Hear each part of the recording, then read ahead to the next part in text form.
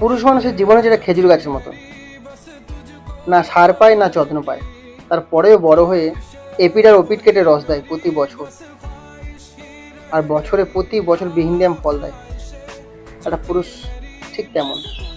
একটা খেজুর গাছ জানে যে সে তাকে কেউ পছন্দ করে না, তারপরেও সে বিনা যত্নে বিনা সারে বড় হয়, এপিড কেটে রস দেয়, বিহিন ফল দেয়, তার পাতা কেটে ঝাড়ু বানানো হয়, তারপরেও সে বুক ভর্তি কাটা নিয়ে সবাইকে সাহায্য করে যায়, সবার জন্য ফল দিয়ে যায়। ঠিক একটা পুরুষও তেমন। সে জানে পরিবারের কাছে সে ভালো হতে পারছে না, সে একটা পুরুষ একটা ভালো ভাই নয়, একটা ভালো স্বামী নয়, একটা ভালো সন্তান নয়, একটা ভালো বাবা নয়, তারপরেও সে জানে আমি সবার কাছে খারাপ, কারো যে ভালো হতে পারছে না, তারপরেও দিনে রাতে এক করে পরিবারের মুখে খুশি তুলে দেয়।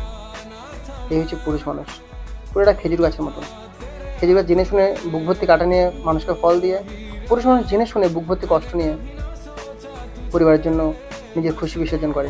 তারপরেও গাছ খারাপ খেজুর গাছ, কারণ খেজুর গাছ কেউ লাগায় না, কেউ যত্ন করে না। ঠিক পুরুষও তেমন, সব জেনে শুনেও তাকে বিহীন ফল দিয়ে যায়। একটা পুরুষ আর একটা খেজুর গাছ মধ্যে কতটা ডিফারেন্স, আমার কথা ঠিক না ভুল অবশ্যই কমেন্ট করো। আর তোমাদের চোখে কী সেটা অবশ্যই তোমরা জানিও।